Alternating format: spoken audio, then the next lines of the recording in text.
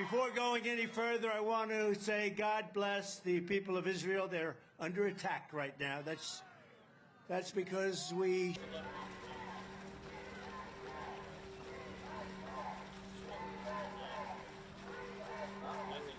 The Supreme Court is poised to take up on April 25th a novel legal question.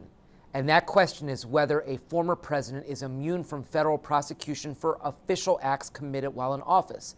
Now, this is a question that arises in the specific context of former President Donald Trump and the case charging him with plotting to overturn the 2020 election. Trump contends that as a former president, he cannot be prosecuted for any of the actions alleged in the indictment because he says they were official acts.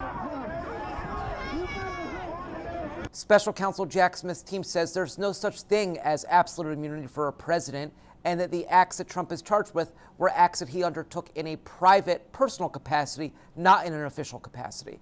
Weakness that we've shown. There are multiple different potential outcomes of these arguments. One, and this is seen as probably the most unlikely, is that the Supreme Court agrees with Trump that he enjoys absolute immunity, in which case the criminal case in D.C. would then be dismissed outright.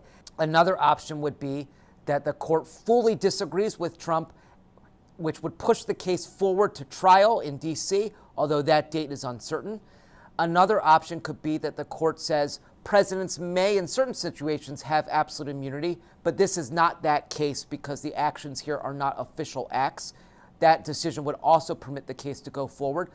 And yet another option would be that the court could say that the judge overseeing the case in Washington needs to decide whether the acts at issues are official acts before the case can move forward. This is a case that was initially supposed to go to trial this past March. It's been effectively frozen pending the appeal. So depending on how long the court takes on this opinion, it's really not clear whether this case can even reach trial before the November election.